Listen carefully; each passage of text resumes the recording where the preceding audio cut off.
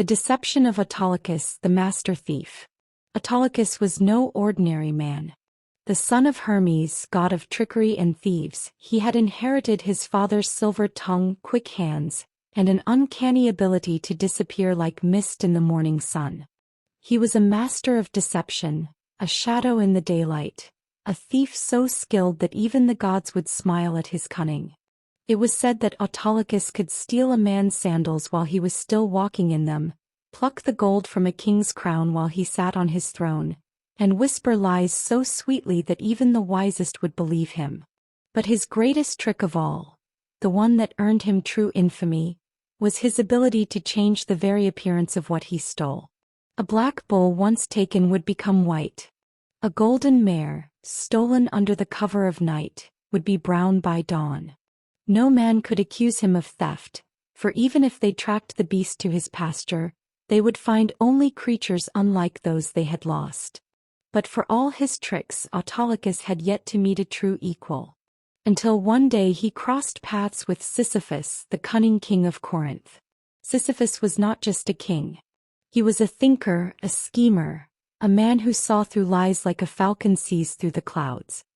He ruled Corinth with sharp wit and sharper eyes, and he prided himself on his intellect. No man had ever tricked him, not once. So when his prized cattle began to vanish, one by one without a trace, he knew something was amiss.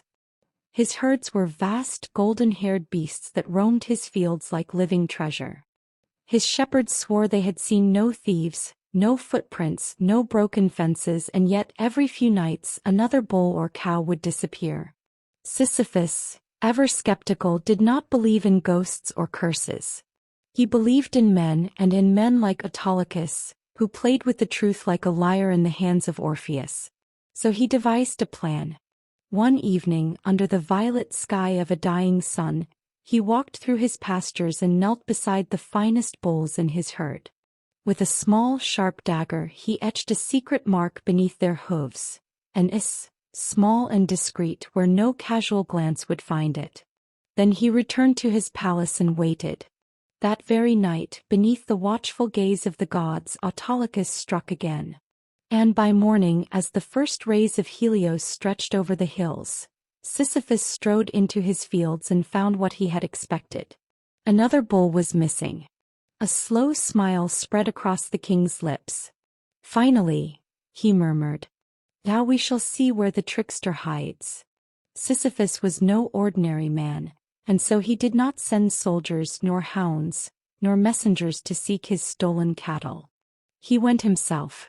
Dressed as a simple herdsman, he followed the faintest clues, disturbed grass, the whisper of misplaced footprints, the broken twigs along the path. He tracked the stolen beast through the hills and into the valleys, winding through forests and over streams, until at last he came upon a great pasture nestled between the mountains. There, amidst a herd that should have been his own, stood his missing bull. But it was not golden. It was black. Autolycus, reclining beneath the shade of an ancient oak, watched Sisyphus approach with a lazy grin. "What brings the great king of Corinth to my humble fields?" he asked, his voice smooth as oil. "Surely you have no need of a poor man's cattle?" Sisyphus did not answer. He simply strode forward, past the rows of grazing beasts, and knelt beside the black bull. He lifted its hoof. And there, beneath the dirt, gleamed the unmistakable S. Autolycus' grin faltered. "Ah," Sisyphus said softly, rising to his full height. "It seems your trickery does not reach as far as a beast's hooves, master thief."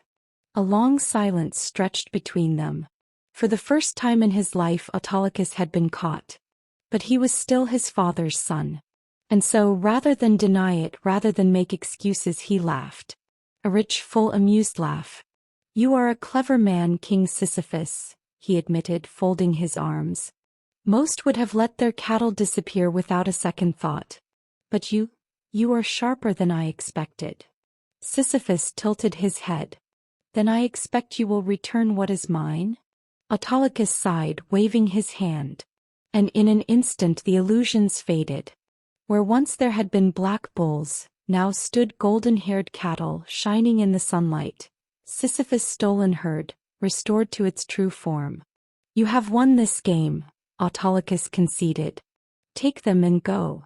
Sisyphus did not move. Because while he had come for his cattle, he had found something far more interesting in Autolycus' household. Among the servants and kin of the trickster thief, Sisyphus had seen a woman, Anticlea. She was beautiful with long dark hair and the sharp wit of her father.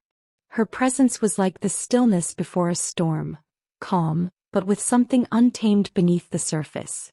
Sisyphus was many things, but above all he was a man who played the long game. And so before he returned to Corinth he lingered. He spoke with Anticlea, learned her thoughts, her mind, her ambitions. He charmed her in the way only a man of his intellect could. And whether by cunning or by fate, he lay with her before she was ever wed. And from that union, from the mingling of wit and deception, a child was born. A boy who would grow to be the greatest trickster of them all. A boy named Odysseus. Thus the tale of Autolycus and Sisyphus did not end in mere cattle thieving. It planted the seeds of a dynasty of wit and deception, a line of cunning that would ripple through the ages. Sisyphus, cursed for his arrogance, would be damned to push his boulder for eternity. Autolycus, undeterred, would continue his tricks, stealing from heroes, kings, and gods alike. And Odysseus, born from the cleverest blood in Greece, would one day set sail for Troy, outthink the Cyclops, defy the gods, and carve his name into legend.